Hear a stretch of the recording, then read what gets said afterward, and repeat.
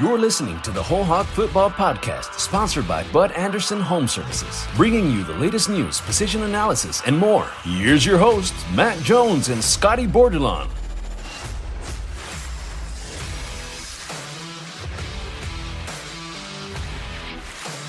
There are a lot of ways that you can look at Arkansas's progress under Sam Pittman, but here's one. In trophy games coming into this season, Arkansas had lost 15 straight. They had lost to Texas A&M, Missouri, and LSU every game each of the last 5 seasons. They lost to Texas A&M even longer than that. But now they've got a chance next week when Missouri comes to Fayetteville to win all 3 trophies in the same season, and that's never happened. They won the Golden Boot on Saturday, 16-13 over the Tigers, and now the Razorbacks are 7-3 moving into their game against Alabama. Matt Jones, along with Clay Henry of Hogs Illustrated and Scotty Bordelon of WholeHog Sports. Clay, you were in Baton Rouge the other night. What were your takeaways from the game? Yeah, it was you have to kind of define what you think is pretty sometimes. And I can remember sitting with Rob Smith years ago when he was defensive coordinator at Arkansas, and he had told me, he says, you still have a shutout. I was like, a shutout? What kind of animal is that? Now, Georgia's had some shutouts this year, but it wasn't long after that Arkansas shut out Ole Miss and LSU in back-to-back weeks.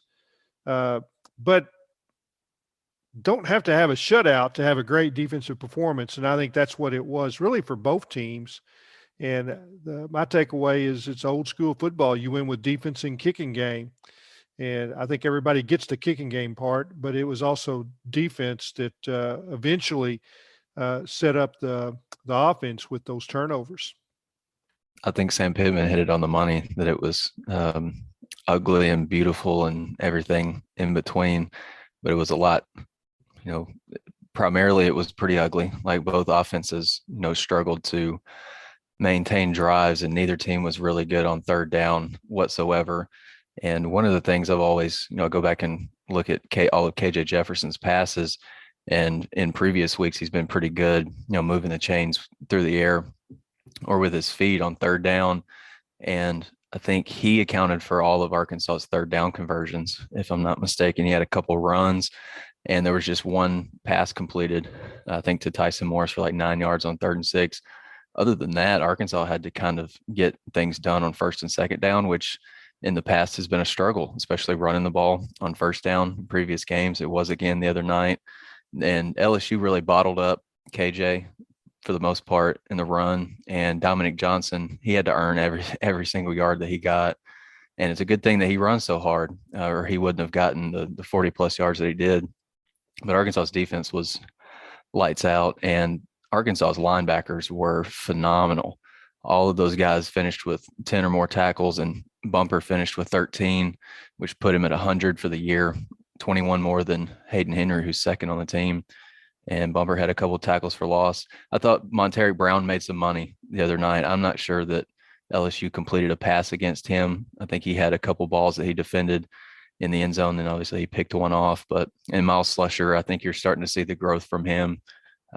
So you're starting to feel pretty good about him replacing or filling that spot that Jalen Catalon left. But the defense was outstanding. And, it's some of those veteran guys like those linebackers, and then Buster came up and played well. And I thought we, finally got, another pretty good performance from John Ridgeway in the middle, which makes a big difference.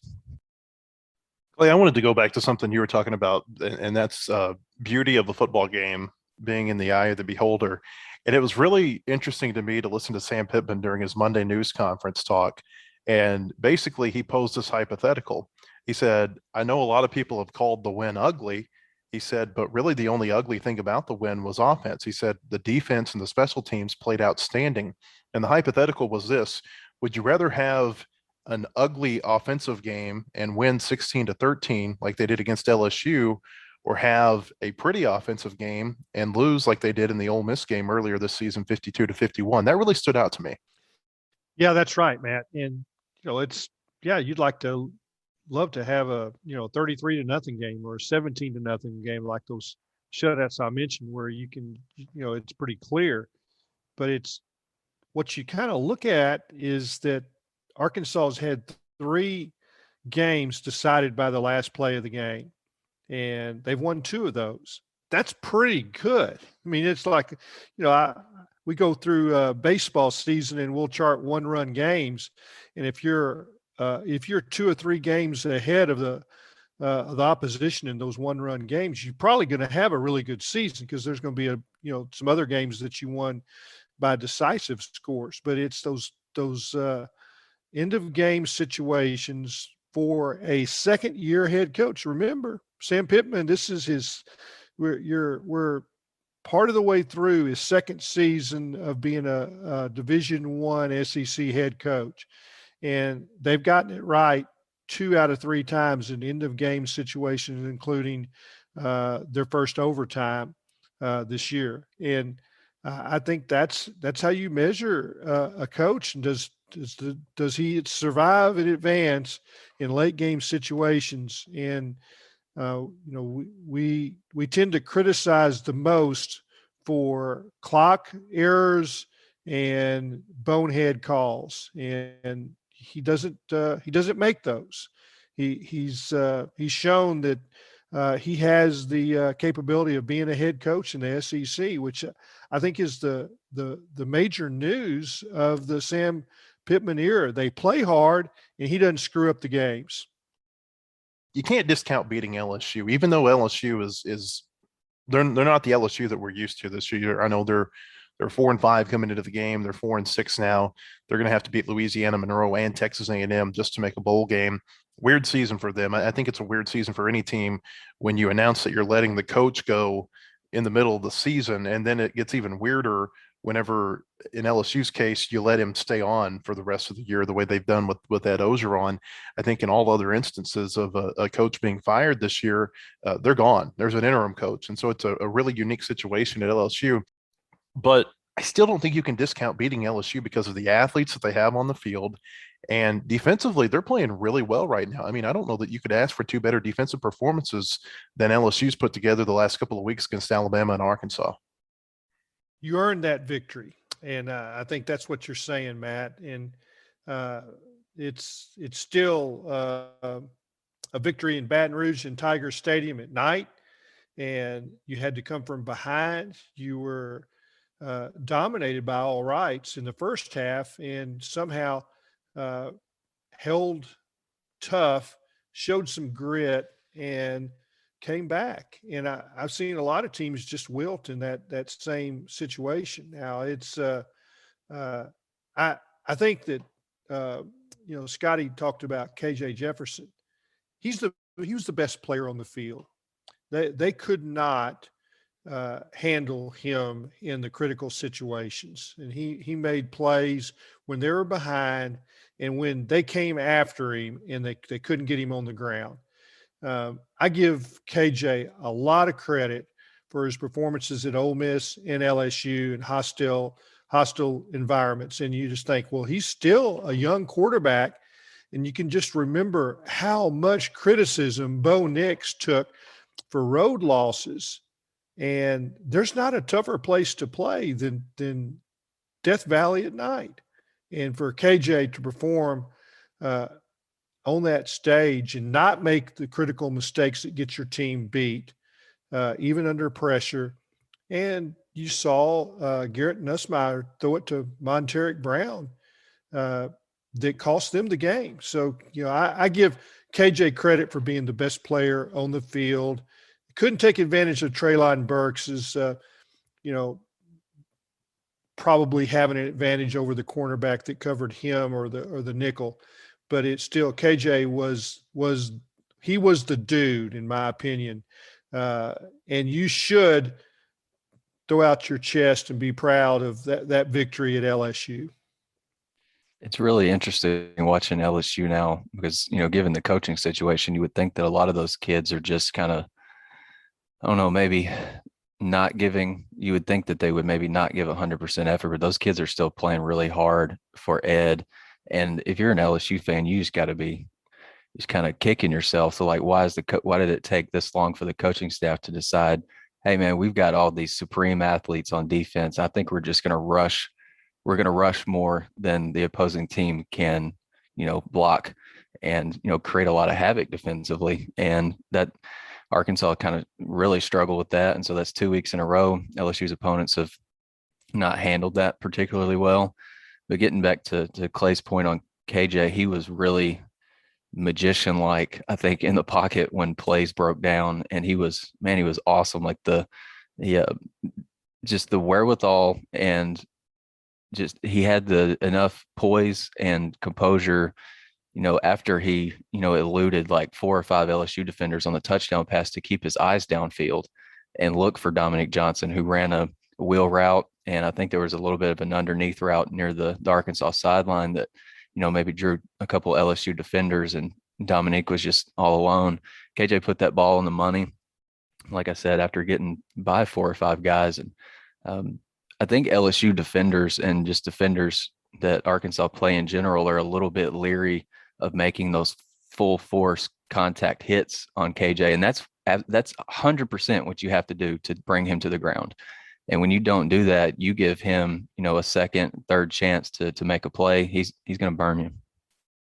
I think sometimes, Scotty, you get to a point and there's nothing to lose. And I think that's how LSU's playing at this point in the season. Like, for instance, you'll see teams maybe they'll go for it on 4th down more often if there's nothing to lose. You get toward the end of the season. And I think that may be what you're seeing from LSU defensively right now.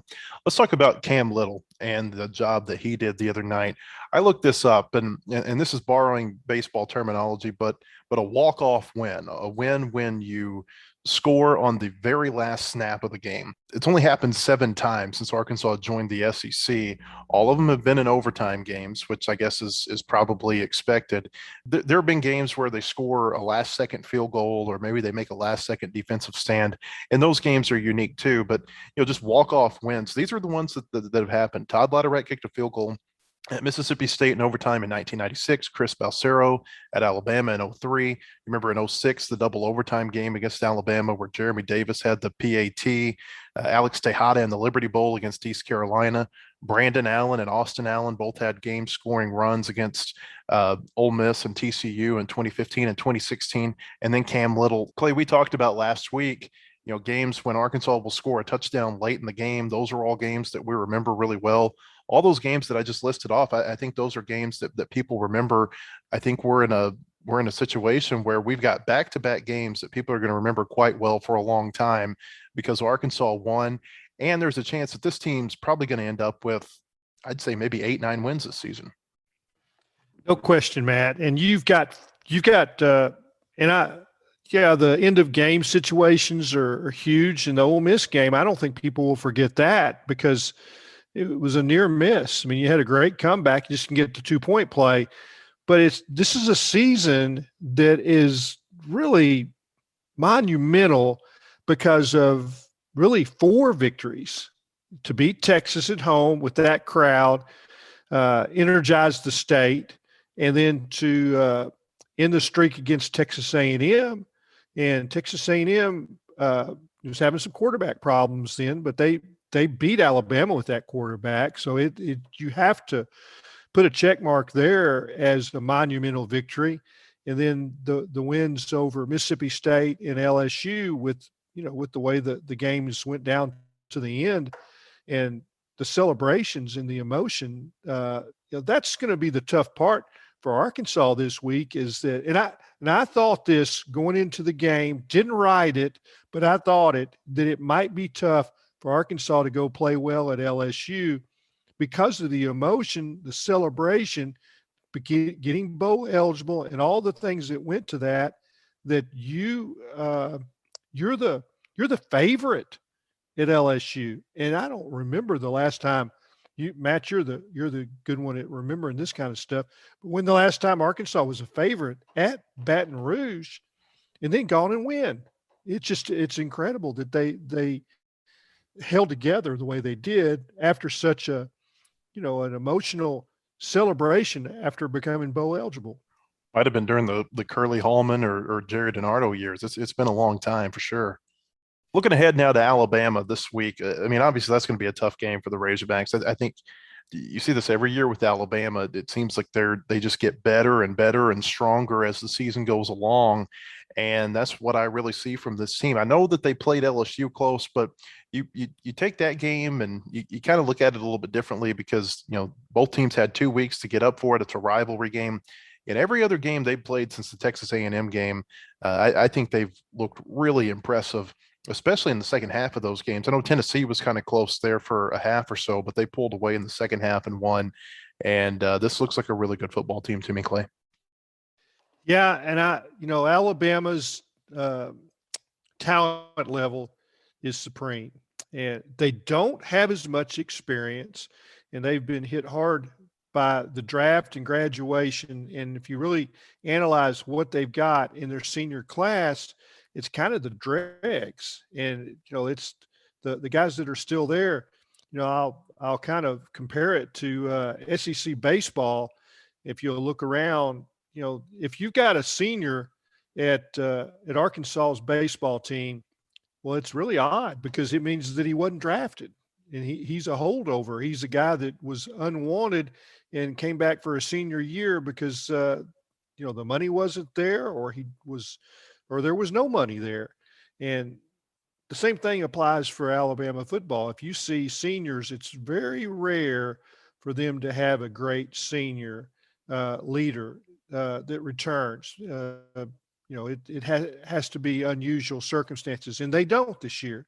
And that's what they lack on this team is really guys that can hold a season together. And they've overcome that in some ways. Bryce Young is probably going to be a great leader, if he stays a couple of more years. He has ability and he looks like he's got poise, but it's not typical offensive line talent. Their depth has been kind of revealed a little bit. They lost their center and they had to reshuffle really 2 positions to overcome that. And that was another reason why LSU was successful with their blitzes, is that they were shuffling players in the offensive line. I'm talking about Alabama. But they've got some really great tackle talent. The wide receiver Williams and the pass rusher Will Anderson are great players and will play on Sunday. And Will Anderson will be on my Heisman ballot. I think he and the Jordan Davis for Georgia are the 2 dominant defensive players in the country this year. And it's why, Alabama and Georgia might be in the playoff. Just they are supreme talents. And I think Sam talked about it. They're really going to have to do some things to game plan for Will Anderson and to keep him from just wreaking havoc with just his standard play. Yeah, I'm with Clay. Jamison Williams is a freak talent. And whenever I've watched him, it may just be the way that he runs, but it's a little bit Devontae Smith-like. But I think he's, clearly taller than Devontae Smith was. And I think he's a little bit more filled out. That frame is. He's a burner. And I think if we get to see Jamison Williams matched up against Monteric Brown, that might be the matchup to watch, other than who's picking up Will Anderson when he tries to get into Arkansas's backfield. And I think Sam Pittman mentioned on Monday that part of the issue with so much pressure in Arkansas's backfield was that Arkansas had to max protect and slide protections. And sometimes that left an Arkansas tight end matched up on LSU's best pass rusher. And I think Arkansas definitely this week is going to scheme to try to get to the point where a tight end is not matched up on a blitzing Will Anderson or another blitzing linebacker, maybe another guy coming off the edge. That's going to be really interesting to watch. And Bryce Young is, like Clay said, I think he's going to turn out to be a really good leader for them. He's got so much poise as a young guy. Like it's not easy to take over Alabama's offense as a true freshman. Like it's really hard, and he's done really well, taking pretty good care of the football. I think Arkansas is going to have to guard against him taking off and running too. if you got, your defensive backs kind of blanket the receivers downfield, which is a chore in itself. But Grant Morgan, Hayden Henry, Bumper Pool are going to have to do a really good job keeping an eye on Bryce Young, because he can really burn you with the run too. Just to kind of look at matchups, I'm concerned with how Arkansas is able to cover Mechie and Williams, the two wide receivers. And where do you put Monteric Brown? And is Alabama going to move Williams around? You don't want man-to-man with Hudson Clark on Williams, and it's maybe they can't avoid that. So it could be on offense that particular matchup dictates scheme, and that you have to play three safeties high, like they did against Alabama last year. Well, that opens up the running game, and that's Alabama's comfortable with just hammering you in the soft spots because you're outnumbered up front.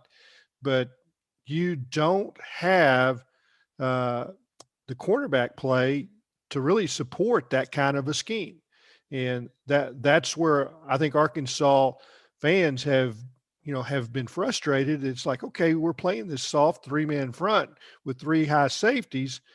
We can't get any pressure. Well, that's what happens when you're not quite where you want to be at cornerback. Now, I was encouraged that Ladarius Bishop came back because he is one of the fastest players on the team. And when Ladarius stays on the field and Hudson can just be a relief valve instead of a guy that plays 60 snaps, I think their defense is really, really strong. The WholeHog Football Podcast is brought to you by Bud Anderson Home Services. Visit them online at gocallbud.com. Bud Anderson is proud to be the official heating and cooling provider for the Arkansas Razorbacks. This partnership will support all Razorback athletics for over 400 student athletes across 19 sports. Woo-pig!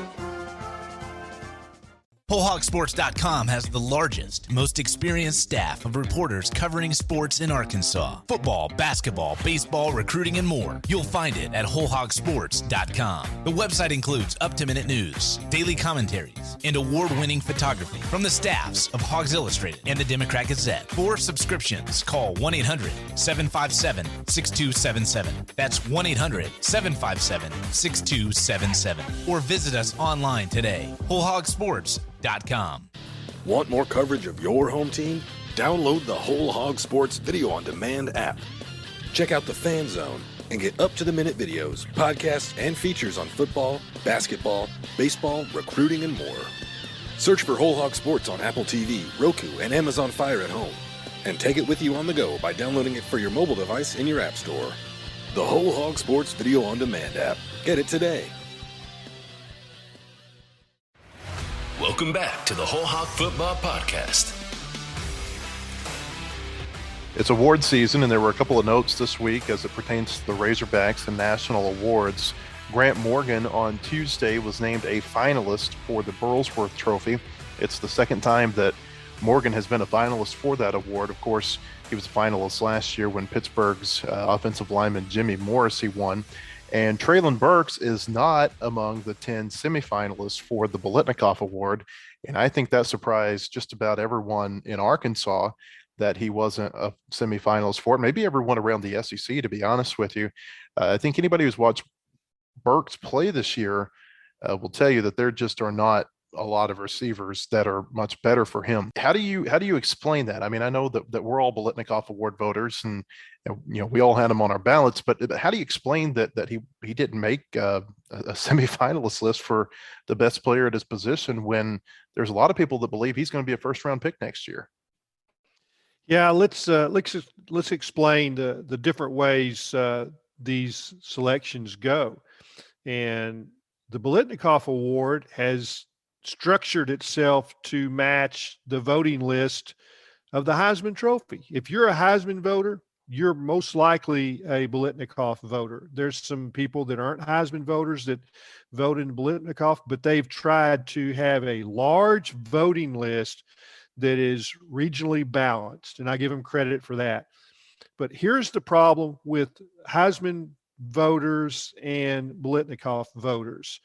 You have voters, which I'm one of those, and I am very aware of Arkansas. I see the Arkansas game. I'm prepared for Arkansas games.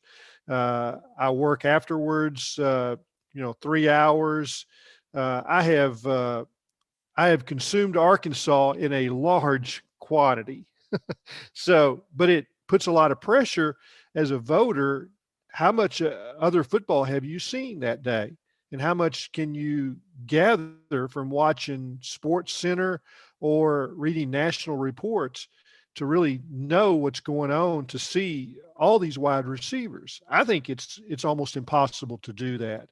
And I think that these awards, the best way to do it is to have a committee that can really focus and dive in on aspects and poll, coaches and really be unbiased in the way they consume all the information, not just how many catches do they have, how many touchdowns do they have, and how many yards. So the ballot comes from the Blitnikoff Award, and it lists 40 players that are, I'd say, I don't know if they call it the semifinalist or what, but they list them by stats.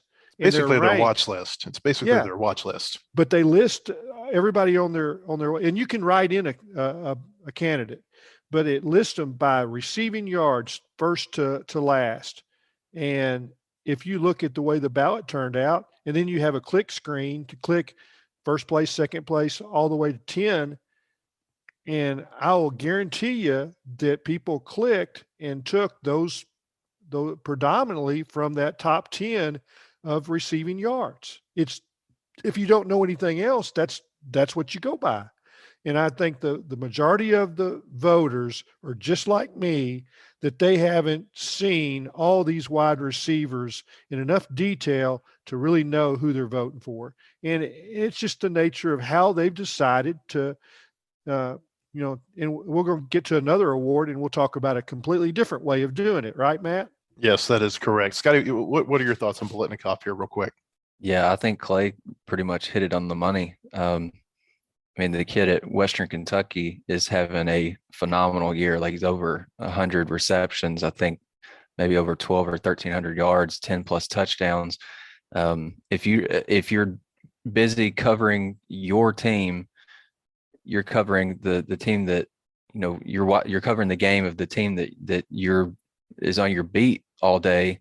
Like, you're not going to get to watch many games. And so you're basically just going off of statistics, like Clay said. And I probably haven't seen 30 of the guys on that list play this year, but somehow we got to come up with 10, and pretty much you're going off of names. And I gave the kid at Pittsburgh, I think his name's Jordan Addison, I put him pretty high up on the list because Kenny Pickett at Pittsburgh's having a pretty good year, and he's Kenny Pickett's number one receiver. And so that's just kind of how I put my ballot together. I had Traylon Burks at number 3 or number 4. He's had a terrific year. His statistics aren't maybe as impressive as some of the other guys on the list, but his strength of schedule is probably much tougher than some of the other guys. And one of the things I tried to do was look at really good statistics if I wasn't sure on a guy.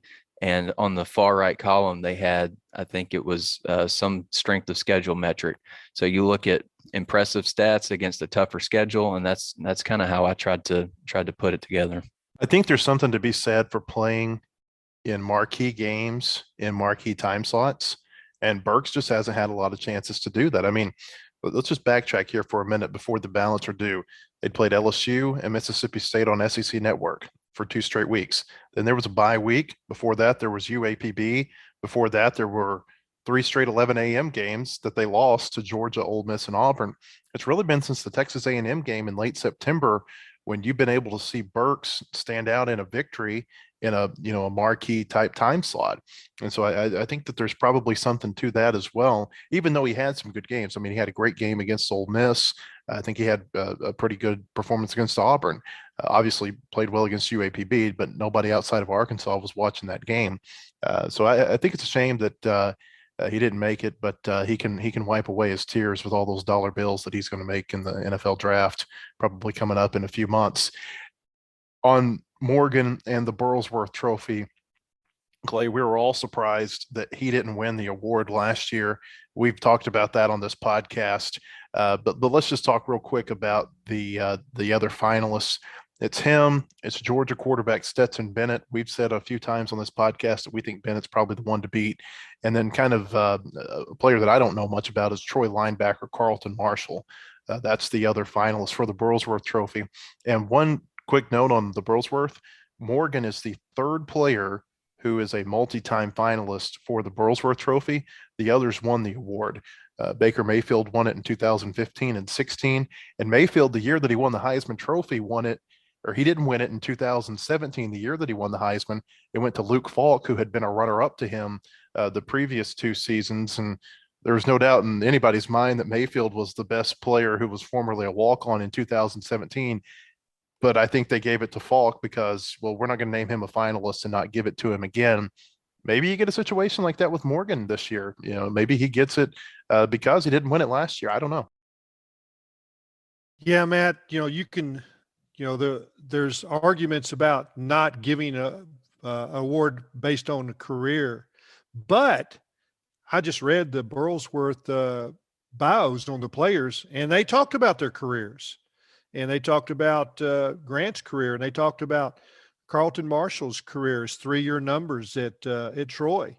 And they talked about Stetson Bennett's career and what he's done. So, I mean, if they're going to use that in their resume to promote them as players, then maybe their selection committee does consider that. And, I've been on All-America's committees, and, I've heard the challenge from the moderator of the group not to look at career numbers, but you can't help but do that.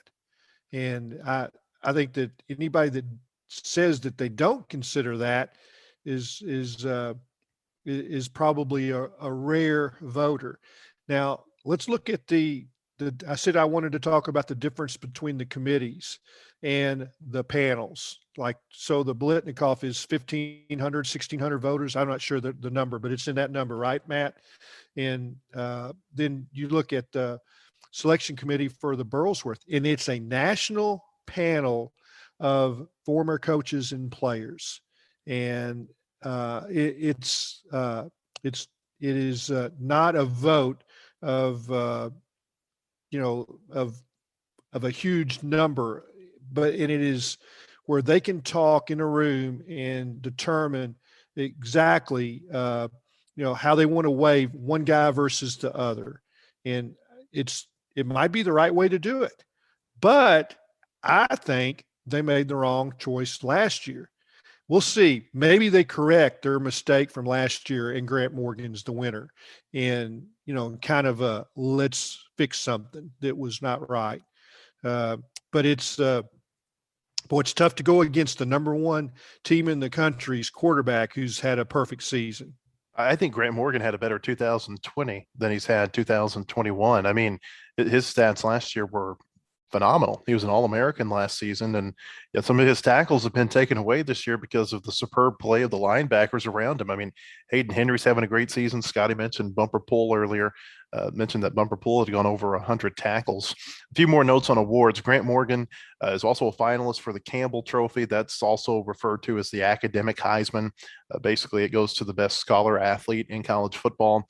He is a semifinalist for the Jason Witten Collegiate Man of the Year Award.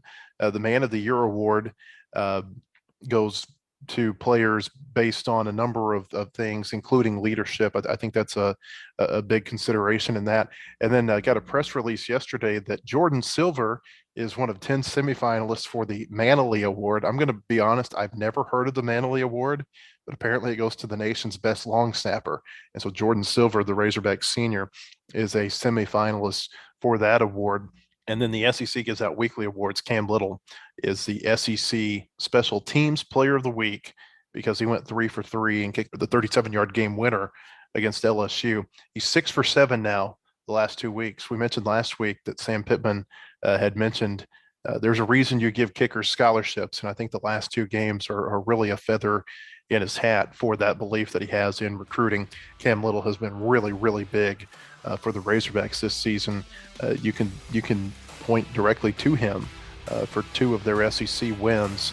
We'll be back with another podcast later this week to preview Arkansas, Alabama a little bit more. For Clay Henry and Scotty Bordelon, I'm Matt Jones. We appreciate you joining us, and we'll see you again next time. The proceeding has been a production of WholeHogSports.com. Look for our latest podcast on iTunes, Spotify, or your favorite podcast store.